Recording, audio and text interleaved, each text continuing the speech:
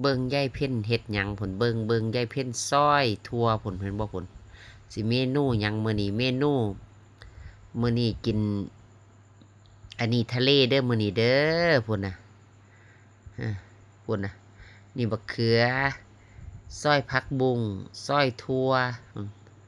พุ่นหอยเชอรี่แล้วก็หอมซอยหอมจ้ะเบิ่งแหน่ยายเพ็ญซอยไว้เบิ่งแหน่พุ่นยายเพ็ญสิพุ่นเห็นบ่พุ่นลาบเท่าจ้าสิลาบเท่าพุ่นยายเพ็ญสิลาบเท่าพี่น้องเอามาให้จ้าพอดีสิเฮ็ดให้ยายเฒ่ากินกับข้าวสิต้มปลาทูป่นจ้ะนี่ต้มปลาทูป่นปลาทูเอาจ้ามื้อนี้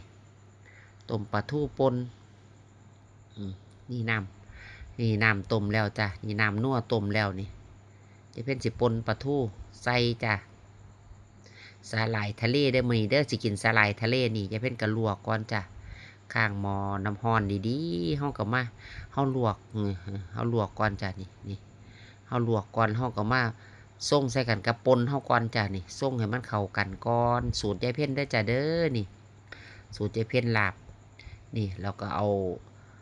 าผักบุ้งลงไปจ้ะที่ผักบุ้งที่ซอยลงไปเอาลงไปหลายๆผักหลายๆมันยังแซ่บเอาหัวหอยลงไปบัดหัวหอยลงไปเอาบักเขือลงไปบักเขืออยากหน่อยอยู่จ้ามันบ่มีเอาบักเขือลงไปพุ่นเห็นบ่พุ่นเอาทั่วลงบาดนี่เอาทั่วลงไปพุ่นน่ะเครื่องปรุงเน้นๆเลยจ้ะเน้นๆเครื่องบ่ยบาดนี่ผักหอมลงไปเบิ่งแน่พุ่นพวกเจ้าสิคิดว่าจังใดพุ่นเบิ่งดูพุ่นผักหอมลงไปทั่วลงไปพุ่นน่ะใส่ลงไปให้มันเบิดทุกอันทุกอย่างเอาส่งให้เข้ากันก่อนใส่เครื่องปรุงเนาะจ้ะเนาะส่งให้เข้ากันก่อนอันนี้สูตรยายเพ็ญเองเด้อจ้ะเด้อนี่เด้อนี่สูตรยายเพ็ญบ่ใส่น้ำหลายจ้ะบ่ใส่น้ำหลายใส่น้ำโอลัวหน่อยๆเนาะจ้ะเนาะนี่เห็นบ่พุ่นลาบบัดนี้ใส่เครื่องปรุงเอา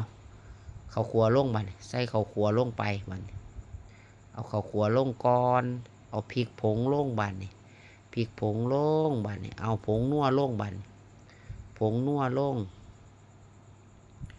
น้ำมักนาวลงพุ่นนาว2เปียงบีบลงจ้าพุ่นน้ำปลาลงพุ่นส่งแล้วเห็นบ่พุ่นเข้ากันพุ่นซิมมึงพอดีแล้วพุ่นเบิ่งส่งบ่แม่นบ่เผ็ดดอกจ้าเพราะว่าเป็นผักบุ้งแดงเนาะจ้าเนาะเลยส่งมึงเป็นแดงๆนี่ตักใส่ถ้วยแล้วจ้าตักใส่ถ้วยเอาพูดละถ้วยไปเลยจ้าตักใส่ถ้วยนี่ตักใส่ถ้วยแล้วเลยบาดนี้เฮ็ดแล้วแซ่บขนาดผู้ใดบ่อิ่มก็มาตักเอาอยู่ในหม้ออีกจ้าเพียอยู่ในหม้อพุ่น